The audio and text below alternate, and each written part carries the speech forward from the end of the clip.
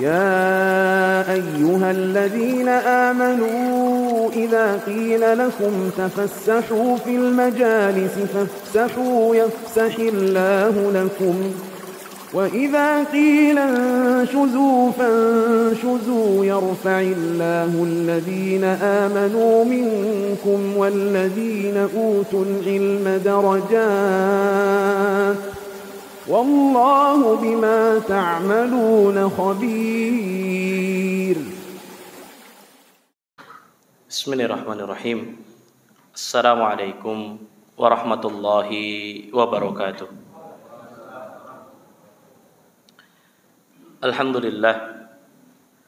Alhamdulillahilladzi ja'ala syahra ramadhana syahras siyami wal qiyam unzila fihi al-Qur'an hudan lin-nasi wa bayyinatin minal huda wal furqan.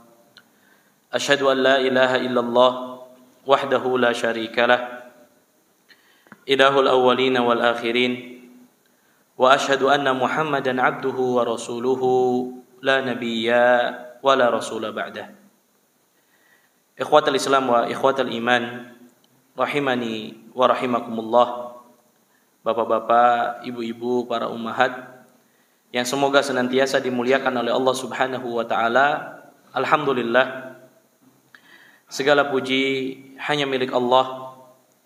Kita senantiasa bersyukur kepadanya atas segala limpahan nikmat serta karunia yang Allah Subhanahu wa taala senantiasa anugerahkan kepada kita, sehingga alhamdulillah pada subuh kali ini di Ramadan yang kedua kita masih diberikan kesehatan dan juga keberkahan umur oleh Allah Subhanahu wa taala untuk kita sama-sama duduk bersama di majelis ilmu yang mudah-mudahan senantiasa diberkahi oleh Allah Subhanahu wa taala. Salawat dan salam semoga senantiasa terlimpahkan kepada suri tauladan kita, baginda Nabi sallallahu alaihi wasallam, kepada keluarganya, para sahabatnya, serta orang-orang yang senantiasa istiqomah dalam mengikuti sunnah dan ajaran beliau hingga akhir zaman. Ikhwani wa akhwati rahimani wa rahimakumullah, bapak-bapak dan ibu-ibu kaum muslimin yang semoga senantiasa dimuliakan oleh Allah Subhanahu wa taala. Pada subuh kali ini insyaallah taala selama 3 pertemuan insyaallah, dimulai dari Ahad pekan ini, kemudian Sabtu pekan depan, dan juga Ahad pekan depan berikutnya, biidznillah taala kita akan sama-sama belajar akan sebuah pelajaran penting yang dapat kita ambil hikmahnya dari kisah tuduhan orang-orang munafik terhadap ibunda Aisyah radhiyallahu taala anha, di mana insyaallah taala kita akan sama-sama belajar mentadabburi firman Allah Subhanahu wa taala, yaitu ya di dalam Al-Qur'an surah An-Nur ayat 11 yang berbicara tentang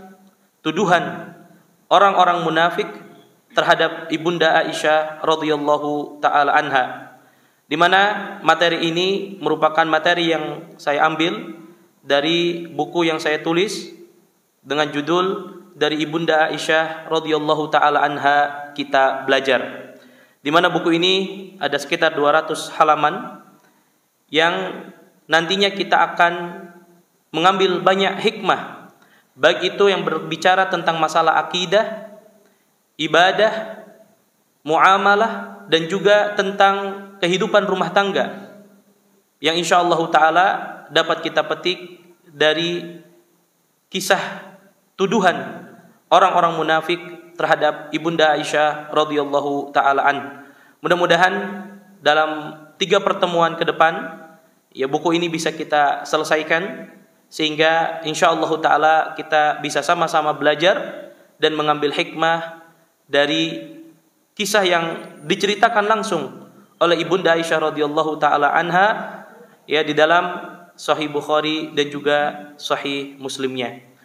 Karena ikhwatal Islam wa ikhwatal iman rahimani wa rahimakumullah, di Ramadan tahun yang lalu kita alhamdulillah menyelesaikan juga dalam 3 pertemuan terkait dengan buku yang saya tulis tentang 20 kiat agar kita bisa khusyuk di dalam salat. Maka di Ramadan kali ini insyaallah kita akan sama-sama ya mempelajari dan memetik hikmah dari kisah tuduhan orang-orang munafik terhadap Ibunda Aisyah radhiyallahu taala anha. Di mana dari kisah ini saya buat menjadi 10 bagian dari hadis yang cukup panjang, ya, hadis yang langsung diceritakan oleh Ibunda Aisyah, kemudian saya jadikan menjadi 10 bagian. Dari setiap bagian ya kita potong kisahnya, kita berikan judul, kemudian nanti ada pelajaran-pelajaran yang bisa kita ambil dari setiap bagian tersebut. Oleh karenanya nanti akan kita sama-sama bacakan hadisnya, kisahnya, kemudian akan kita ambil fawaid serta hikmah yang dapat kita petik dari kisah tersebut. Ikhwatal Islam wa ikhwatal iman rahimani wa rahimakumullah. Sebelum kita masuk kepada hadis yang diceritakan langsung oleh Ibunda Aisyah radhiyallahu taala anha terhadap tuduhan yang sangat keji yang dilontarkan oleh orang-orang munafik terhadap kesucian rumah tangga baginda Nabi sallallahu alaihi wasallam, yang nanti menunjukkan kepada kita bahwa kehidupan Nabi sallallahu alaihi wasallam pun beserta istrinya diuji dengan ujian yang sangat luar biasa. Ikhwatal Islam wa ikhwatal iman rahimani wa rahimakumullah. Kita mulai dari sedikit tentang Ibunda Aisyah radhiyallahu taala anha. Ibunda Aisyah radhiyallahu taala anha adalah satu dari istri-istri Rasul sallallahu alaihi wasallam. Ibunda Aisyah memiliki tempat yang sangat istimewa di sisi baginda Nabi sallallahu alaihi wasallam. Karena hanya beliaulah radhiyallahu taala anha yang dinikahi oleh Nabi sallallahu alaihi wasallam dalam keadaan masih gadis. Jadi dari seluruh istri Nabi sallallahu alaihi wasallam ya semuanya janda. Yang dinikahi dalam keadaan gadis hanyalah siapa? Ibunda Aisyah radhiyallahu taala anha. Beliau radhiyallahu taala anha adalah seorang wanita yang disiapkan oleh Allah Subhanahu wa taala untuk menjadi pendamping Nabi sekaligus membantu Rasul sallallahu alaihi wasallam dalam mengemban risalah amanah kenabian, di mana beliau radhiyallahu taala anha adalah wanita yang sangat dicintai oleh Nabi sallallahu alaihi wasallam.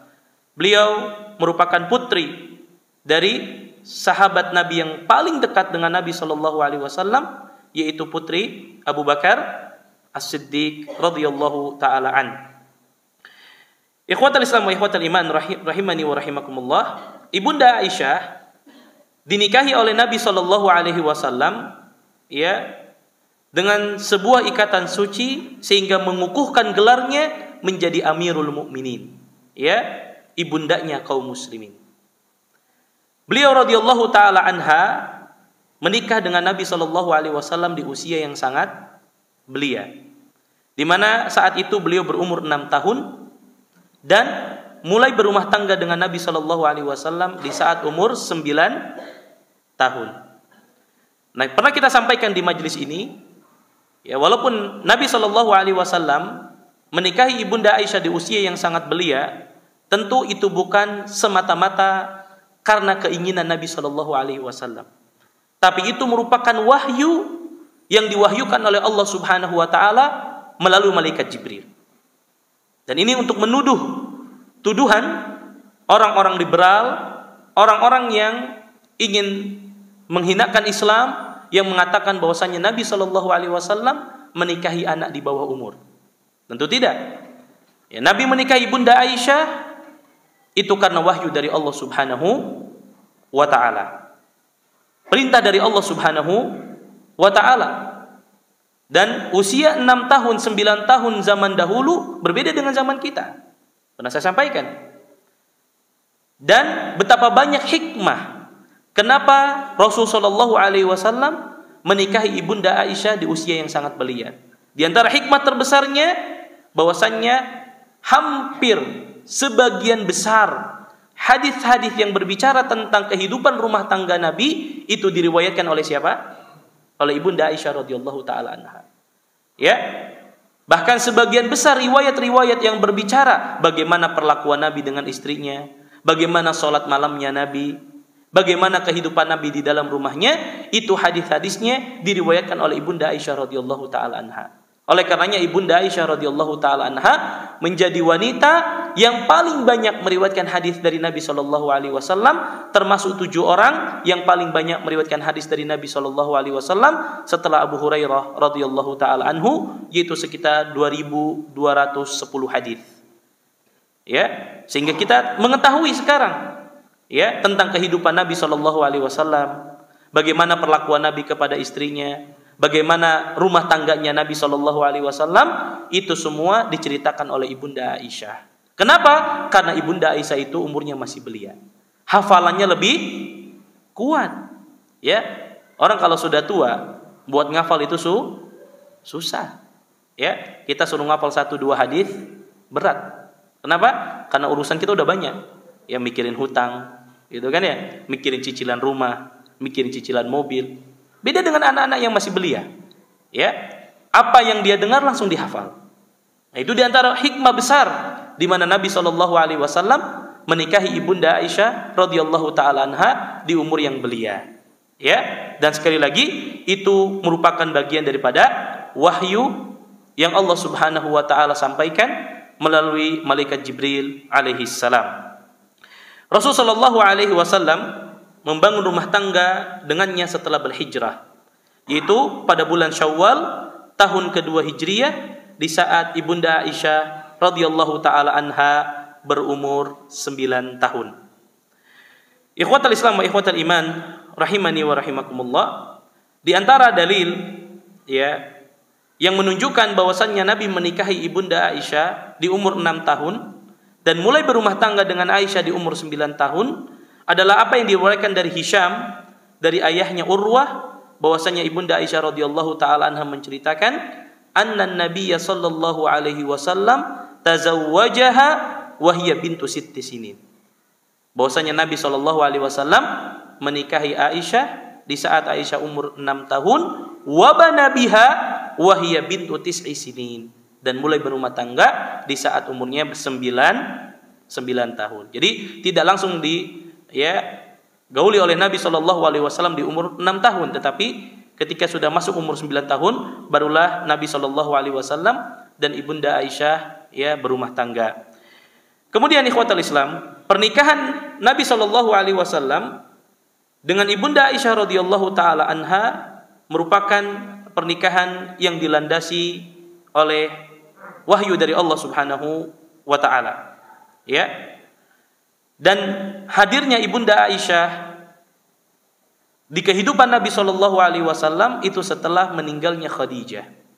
Karena kita tahu Nabi Shallallahu Alaihi Wasallam berumah tangga dengan Ibunda Khadijah dan Nabi tidak menikahi wanita manapun kecuali setelah Ibunda Khadijah meninggal dunia. Ya, barulah Nabi Shallallahu Alaihi Wasallam menikahi Ibunda Aisyah radhiyallahu taala anha. Di antara dalil yang menunjukkan bahwasannya Nabi menikahi Ibunda Aisyah karena wahyu dari Allah Subhanahu wa taala adalah pernah satu hari Jibril alaihissalam memperlihatkan kepada Rasul sallallahu alaihi wasallam gambar Aisyah radhiyallahu taala anha pada secarik kain sutra berwarna hijau. Jadi Jibril yang menunjukkan akan wajah Ibunda Aisyah radhiyallahu taala anha kepada Nabi sallallahu alaihi wasallam seraya mengatakan hadihi zaujatuka fid dunya wal akhirah.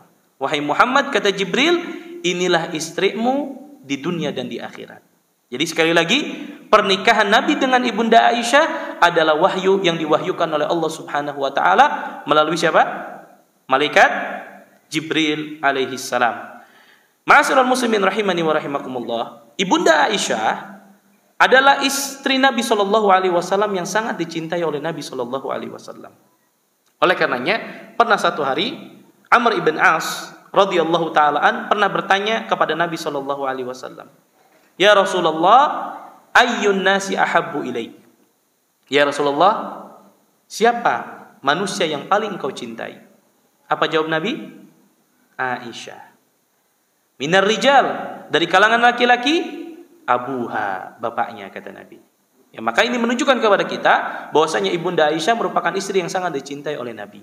Walaupun nanti khilaf di antara kalangan ulama, para ulama, siapa yang lebih mulia, yang lebih utama, apakah Ibunda Khadijah ataukah Ibunda Aisyah?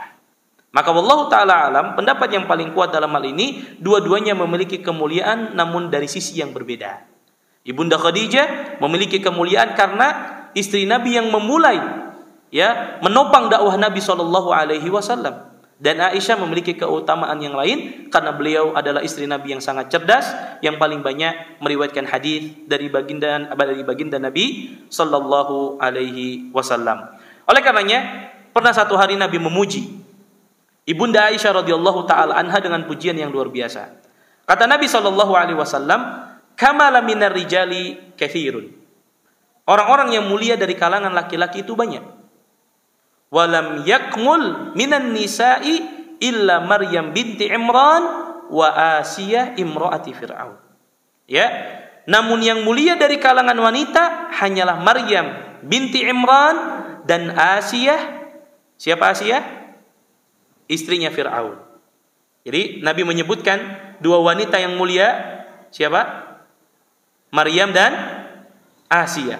Kemudian disandingkan, wa inna fadla Aisyata 'alan nisa ka fadli tsaridi 'ala sairi ta'am. Dan keutamaan Ibunda Aisyah dibandingkan wanita-wanita yang lain itu seperti as-sarid. Sarid itu makanan yang ada di Timur Tengah, ya, makanan yang terlezat zaman dulu, yaitu seperti sup dicampur dengan roti, dicampur dengan kuah daging. Ya, kemudian dicampurkan dengan kuah susu. Itu namanya sarid. Dan saat itu sarid itu makanan yang paling lezat, yang paling, ya, disukai oleh orang-orang di Jazirah Arab. Kata beliau, keutamaan Aisyah itu seperti keutamaan as-sarid ala sairi ta'am. Ya, seperti keutamaan as-sarid atas segala makanan yang ada. Ini menunjukkan apa? Pujian Nabi Shallallahu Alaihi Wasallam terhadap Ibunda Aisyah radhiyallahu taala anha. Di antara keutamaan Ibunda Aisyah banyak sekali, ma'asyiral muslimin. Di antara keutamaan Ibunda Aisyah dijelaskan langsung oleh beliau. Jadi Ibunda Aisyah membanggakan dirinya dibandingkan istri-istrinya yang lain. Mari kita dengar apa yang beliau katakan. Kata beliau, fuddiltu ala nisa'in nabi bi ashrin.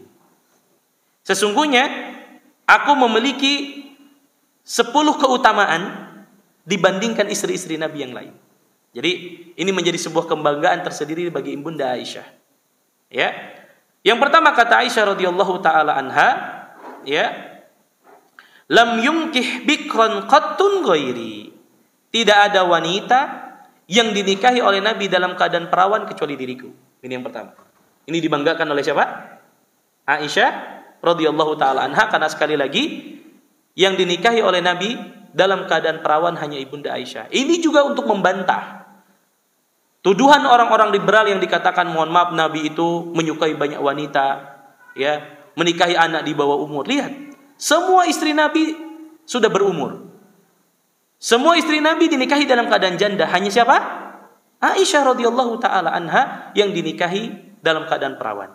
Ini juga untuk membantah tuduhan orang-orang liberal yang ingin memojokkan baginda Nabi dengan mengatakan Nabi menikahi banyak wanita, ya, Nabi menikahi anak di bawah umur dan lain sebagainya. Padahal semua istri Nabi itu dalam keadaan apa?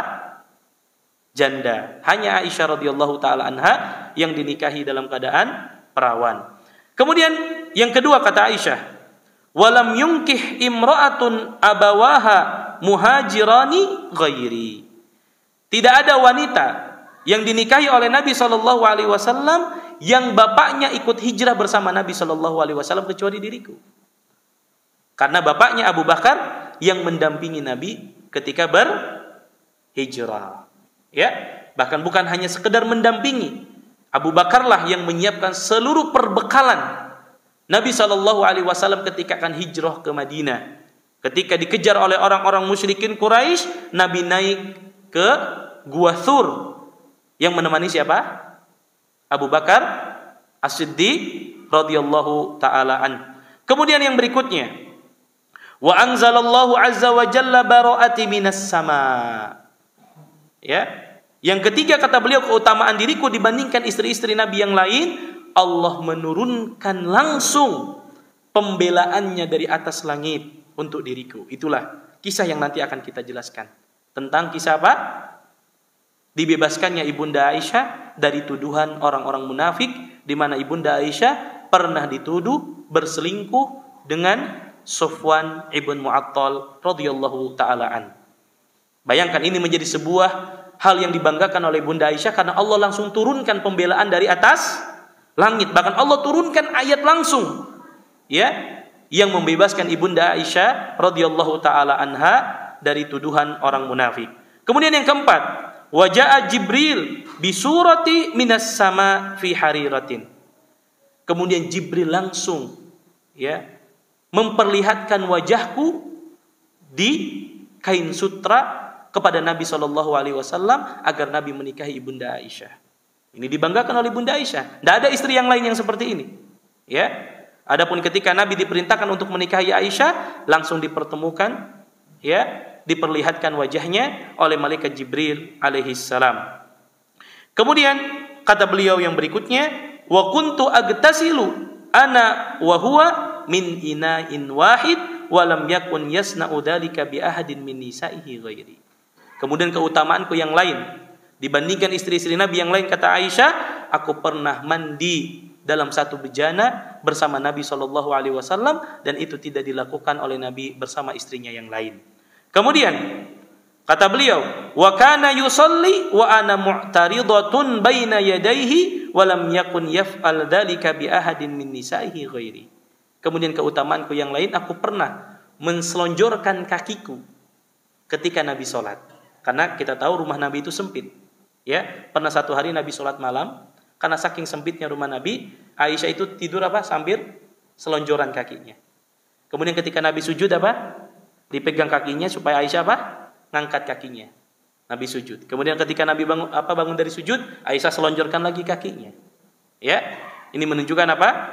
Saking sempitnya rumah Nabi SAW, dan kata Aisyah itu dibanggakan. Ya, tidak ada istrinya yang melakukan seperti itu kecuali Nabi SAW. Kemudian, wa kana yanzilu alaihi alwahyu wa huwa ma'i.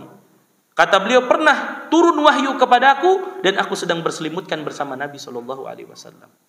Ini juga dibanggakan oleh Ibunda Aisyah radhiyallahu taala an, wa qabadallahu nafsahu wa huwa baina sahri wa nahri. Bahkan yang paling dibanggakan oleh Bunda Aisyah radhiyallahu taala anha, tidaklah baginda Nabi SAW meninggal dunia kecuali kepalanya berada dalam dekapanku. Ya, karena Nabi meninggal di rumahnya siapa?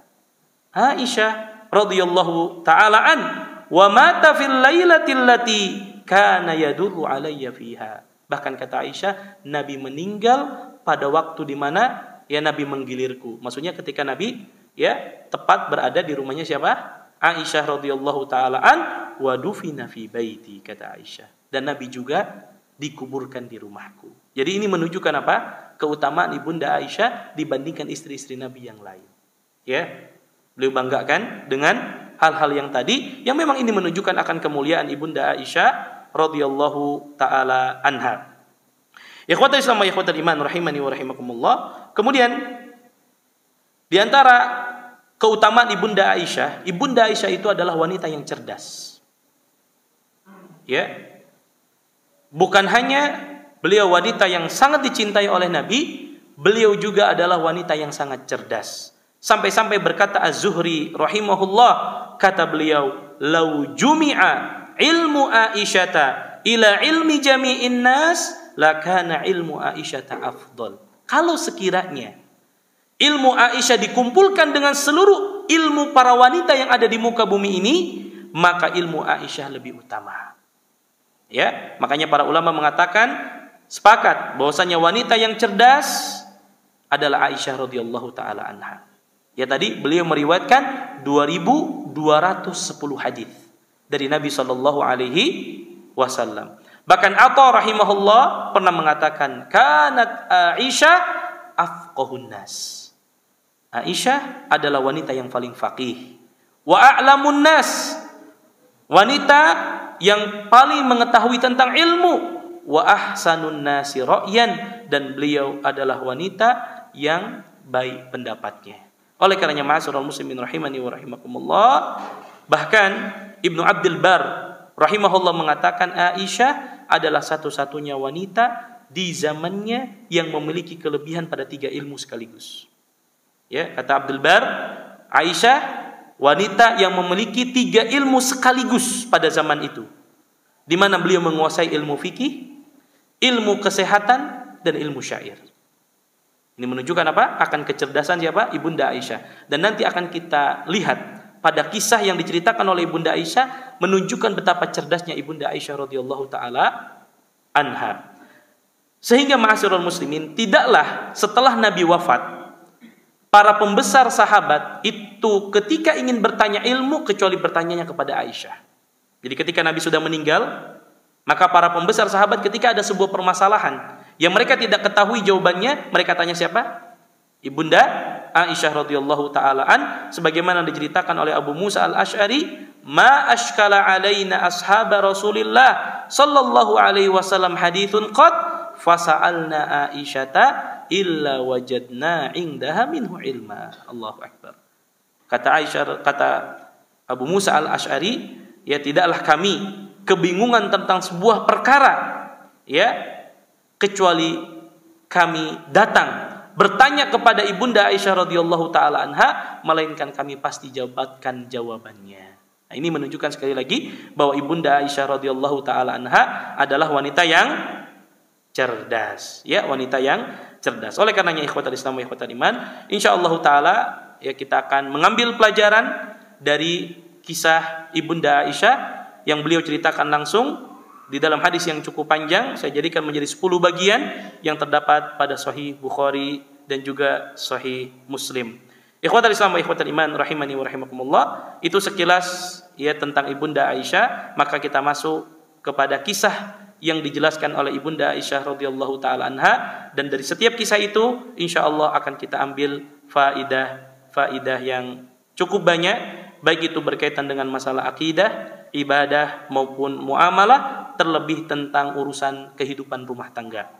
Ikhwatal Islam wa ikhwatal iman, jadi kisah ini sejatinya ya bagian daripada tadabbur firman Allah Subhanahu wa taala di dalam Al-Qur'an surah An-Nur ayat 11. Karena ayat inilah yang nantinya Allah turunkan untuk membebaskan kesucian rumah tangga Ibunda Aisyah dengan Nabi sallallahu alaihi wasallam.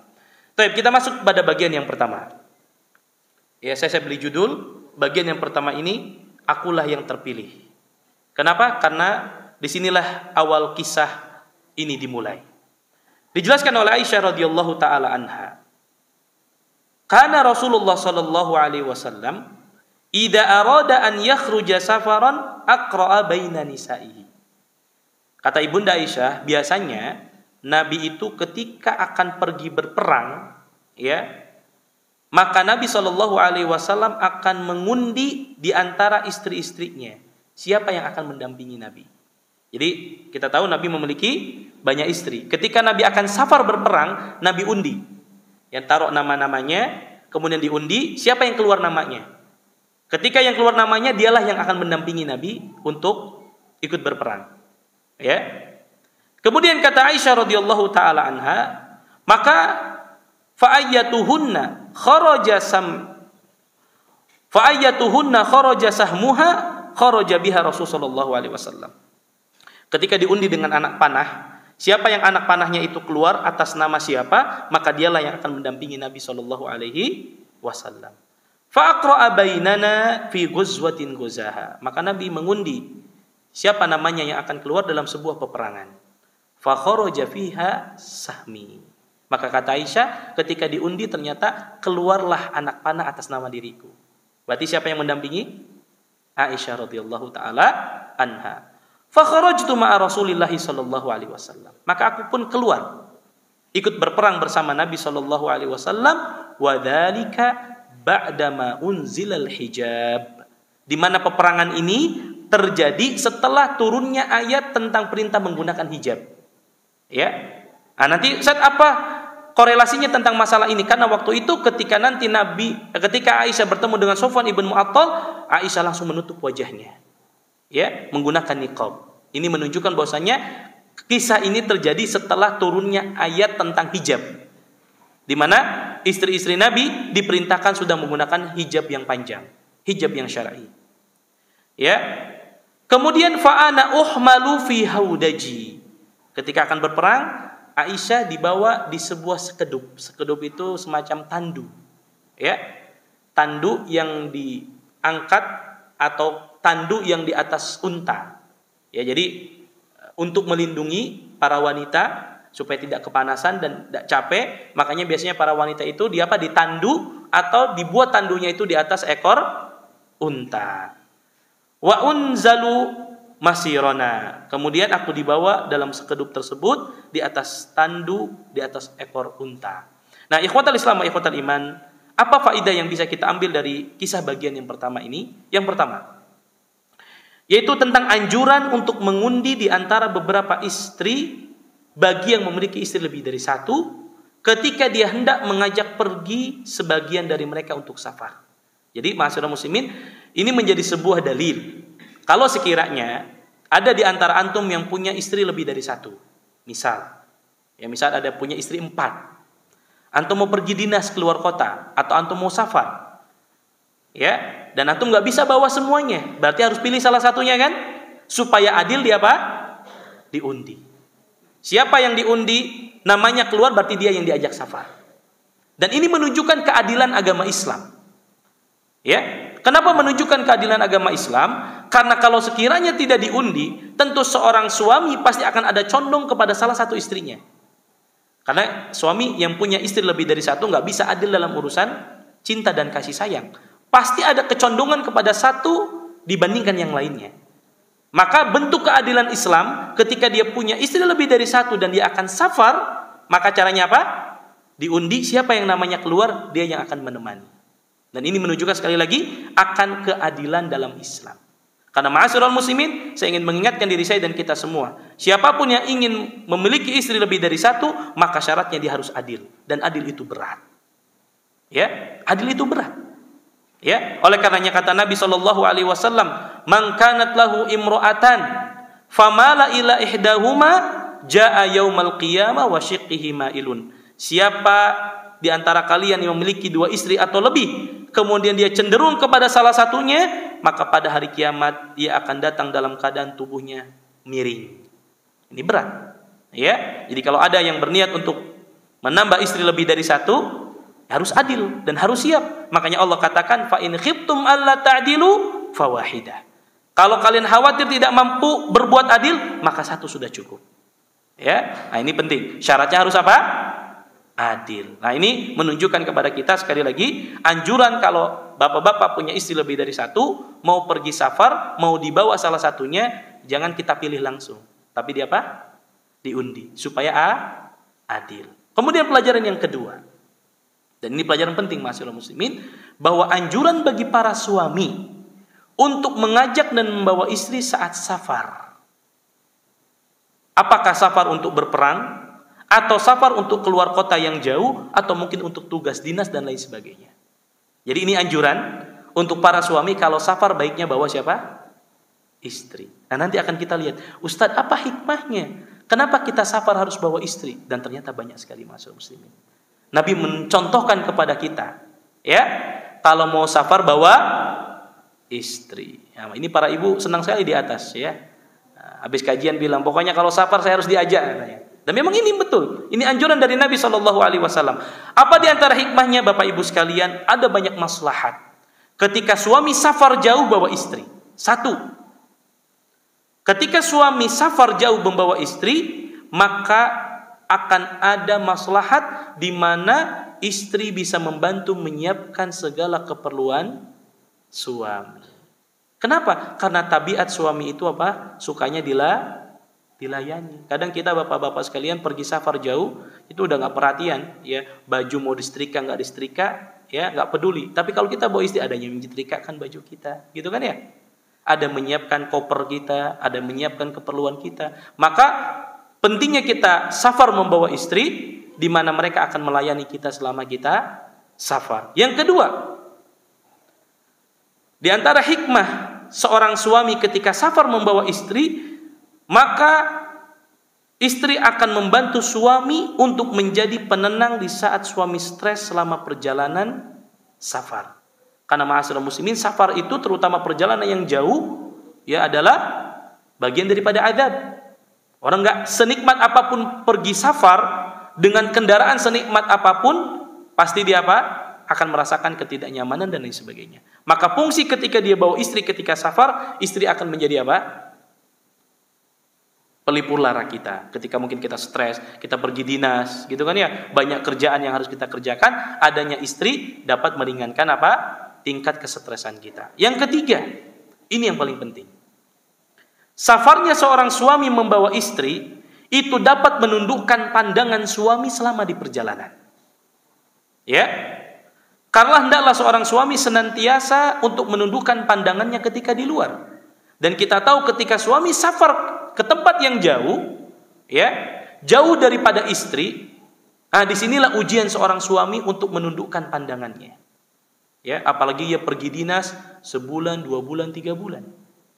Jauh daripada istri, di sini diuji keimanannya oleh Allah Subhanahu wa taala. Ya. Maka mari kita lihat di mana syariat sudah memberikan batasan. Ma'asyiral muslimin rahimani wa rahimakumullah. Di antara penyebab keretakan hubungan rumah tangga dikarenakan perselingkuhan yang banyak terjadi.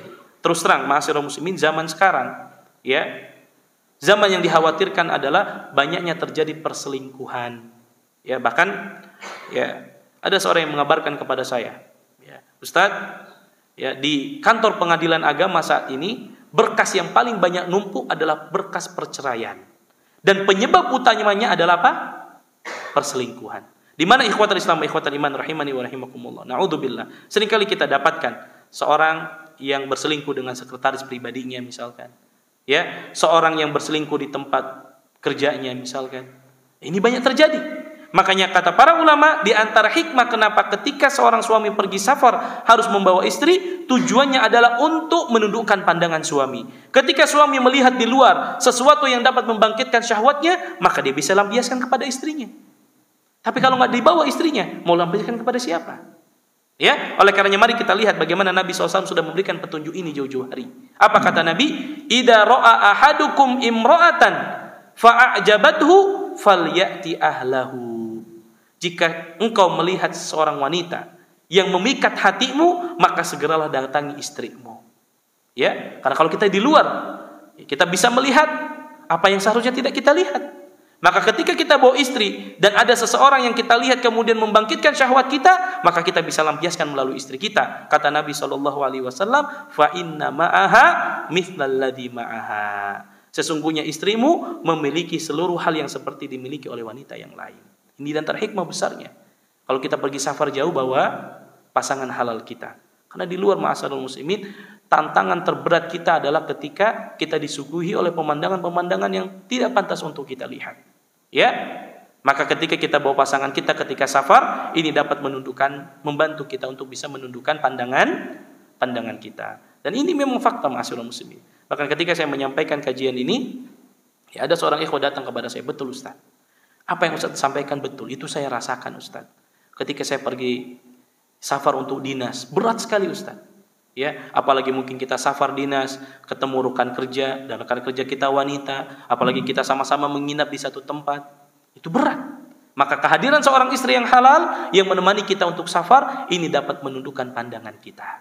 Ya. Kemudian yang ketiga, pelajaran yang bisa kita petik dari bagian yang pertama ini, akan besarnya sikap dan perhatian Nabi SAW dengan perkara jihad. Ya, di mana Nabi SAW menjadikan posisi jihad itu posisi yang paling tinggi di dalam agama kita. Oleh karenanya Nabi mengatakan, Ra'sul amril Islam, pokok perkara adalah agama Islam. Wa amuduhu shalah, tiangnya adalah salat. Wa dirwatu sanamihil jihad, dan pokok puncaknya adalah jihad di jalan Allah Subhanahu wa taala. Ya. Kemudian kalau kita bicara tentang jihad ma'asyiral muslimin, tentunya jihad yang dilandasi dengan ilmu, bukan serampangan. Bukan asal-asalan. Karena banyak orang sekarang menyerukan jihad, tapi serampangan. Yang hingga yang terjadi apa? Kerusakan. Jadi jihad ini perkara yang paling tinggi, tapi tidak boleh kita melakukan jihad kecuali dengan ilmu dan atas perintah pemimpin kita. Ya, nggak boleh individu-individu, nggak boleh kelompok-kelompok. Kenapa? Karena ini dapat menyebabkan kerusakan. Jadi semangat jihad harus dibarasi dengan ilmu. Nggak boleh jihad asal jihad. Apalagi bom sana sini, bunuh sana sini. Na'udzubillah. Islam tidak pernah mengajarkan ajaran seperti itu. Ikhwatal Islam wa ikhwatal iman rahimani wa rahimakumullah. Kemudian pelajaran berikutnya yang bisa kita ambil dari bagian yang pertama adalah bahwasannya wanita jika ingin melakukan safar, hendaklah safar bersama mahramnya. Sebagaimana di kisah ini, Ibunda Aisyah ditemani oleh Nabi Shallallahu Alaihi Wasallam. Dan kita tahu ma'asyiral muslimin, Islam mengatur kenapa wanita harus safar bersama mahramnya, karena dalam rangka untuk menjaga kehormatan para wanita. Makanya banyak sekali dalil yang menunjukkan tentang pentingnya wanita tidak boleh safar sendirian. Kata Nabi, la tusafiril mar'atu illa ma'adi mahramin. Tidak boleh seorang wanita melakukan safar, perjalanan yang jauh, kecuali bersama mahramnya. Ini dari Nabi SAW. Ya, sekali lagi bukan untuk mengekang wanita, tapi untuk menjaga wanita. Ketika wanita pergi safar ditemani oleh mahramnya, maka mereka akan lebih tenang, maka akan lebih terjaga. Bahkan Nabi mengatakan, la yahillu limra'atin an tu'minu billah wal yaumil akhir an tusafiru safaran yakunu thalathata ayyam fasa'ida illa wa ma'aha abuha au ibnuha au zawjuha au akhuha au dhu mahramin minha. Kata Nabi SAW, tidak halal bagi seorang wanita yang beriman kepada Allah, beriman kepada hari akhir, dia safar perjalanan 3 hari atau lebih, kecuali harus bersamanya bapaknya, atau anak laki-lakinya, atau saudara laki-lakinya, atau suaminya, atau yang menjadi mahramnya. Maka ini dalil-dalil yang mempertegas kepada kita ma'asyiral muslimin, tidak boleh wanita safar dalam perjalanan safar kecuali harus ditemani oleh siapa? Mahram. Bahkan kata Nabi, alla tusafira imra'atun masirata yaumaini laisa ma'aha zawjuha. Seorang wanita tidak boleh safar selama 2 hari tanpa ditemani suaminya. Dan banyak sekali dalil-dalil yang sahih yang menjelaskan kepada kita tentang pentingnya seorang wanita untuk safar bersama mahramnya. Kemudian kita tahu sebuah perjalanan dikatakan safar, ya. Pertama dikatakan safar itu ketika jaraknya berapa meter? Berapa kilo? Ya lebih daripada 80 atau 85 kilometer. Tadi di hadis sebelumnya dikatakan safar ketika perjalanannya 2 hari atau 3 hari lebih. Tapi wallahu ta'ala alam, pendapat yang paling kuat dalam hal ini, safar dikatakan safar dikembalikan kepada urf, dikembalikan kepada adat. Misal Bogor Jakarta itu safar atau tidak? Di kita Bogor Jakarta safar atau tidak? Enggak safar. Nah, dikembalikan kepada uruf kita. Orang Bogor nganggapnya kalau Bogor ke Jakarta safar atau bukan? Ya, sebagian mengatakan safar. Makanya boleh kita menjama dan mengqasar. Sebagian enggak, Ustaz. Saya dari Jakartanya Jakarta masih dekat, Jakarta Pusat misalkan. Enggak nyampe 85 kilo. Maka itu sekali lagi dikembalikan kepada uruf. Ya, dikembalikan kepada uruf. Maka ketika itu sudah dikatakan jarak safar, maka baiknya wanita ditemani oleh mahramnya. Kemudian yang berikutnya, di antara pelajaran yang bisa kita petik dari bagian yang pertama adalah hendaklah setiap laki-laki memuliakan setiap wanita. Para suami hendaklah memuliakan para istri. Apa bukti di hadis ini Nabi memuliakan Aisyah, di mana ketika akan safar Nabi enggak bilang, Aisyah, kita semua laki-laki jalan kaki, engkau pun jalan kaki, enggak. Tapi disiapkan apa? Tandu. Ya, disiapkan tanduk khusus di atas untanya supaya wanita tidak kepanasan, tidak kecapean. Nah, maka kata para ulama, ini pun menunjukkan kepada kita para suami harus memuliakan para istri ketika safar. Nah, apalagi nanti misalkan mudik nih kita. Sebisa mungkin tentunya disesuaikan dengan kemampuan kita. Kalau kita punya budget lebih, ya buat nyaman istri ketika safar. Ya, siapkan kendaraan yang terbaik. Kalau pakai bis mungkin pilihnya bis yang baik. Pakai pesawat, cari pesawat yang baik. Ini bagian daripada memuliakan istri kita. Ya. Ini bagian daripada memuliakan istri kita. Kemudian kata para ulama, bisa juga diambil pelajaran dari hadis ini, di mana ketika misalkan kita punya kendaraan, maka muliakan istri kita. Kita punya mobil, kita bukakan pintunya. Ya, kita suruh istri kita naik. Kemudian istri kita misalkan mau naik mobil, kita bersihkan dulu apa? Jok mobilnya, Masya Allah. Ini bentuk memuliakan wanita dan ini diajarkan dalam syariat kita. Ya, ini bagian daripada kita memuliakan para wanita. Ya, di mana kita tahu wanita tentu secara fisik berbeda dengan laki-laki. Wanita mungkin mudah capek, mudah lelah.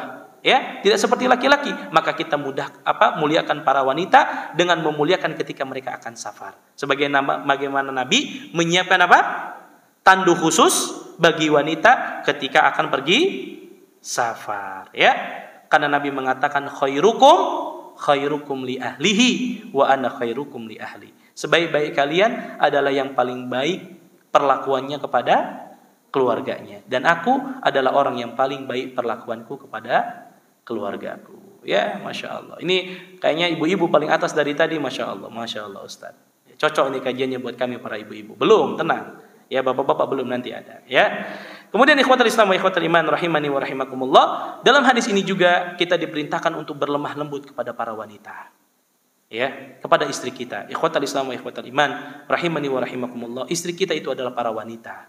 Yang kata Nabi SAW, rifqan bil qawarir. Berlemah lembutlah kalian kepada gelas-gelas kaca. Wanita itu gelas-gelas kaca. Ya, yang kalau kita tahu kalau kita punya gelas kemudian pecah, itu sulit lagi untuk direkatkan. Bapak-bapak beli semahal apapun lemnya, sulit kita untuk merekatkan kembali gelas kaca. Maka kata Nabi, wanita itu seperti gelas-gelas kaca. Kalau sudah retak, susah untuk diobati, dan memang faktanya iya. Ya, 1000 kebaikan kita akan hilang hanya karena satu kesalahan kita. Betul bapak-bapak? Betul atau tidak? Iya. Makanya kita diperintahkan untuk berlemah lembut kepada mereka. Maka Nabi mengatakan, istausu bin nisa'i khaira. Berbuat baiklah kalian wahai para suami kepada para wanita. Ya, fa innahunna khuliqna min dil'. Karena para wanita itu diciptakan dari tulang rusuk yang bengkok. Wa inna a'waja syai'in min ad-dil'i a'la. Dan yang paling bengkok dari tulang rusuk adalah bagian atasnya. Fa in dahabta tuqimuhu kasarta. Kalau engkau berusaha untuk terlalu keras untuk meluruskannya, maka engkau akan mematahkannya. Wa in taraktahu lam yazal a'waj. Kalau engkau biarkan juga para wanita, mereka akan terus-terusnya bengkok. Maka apa kata Nabi?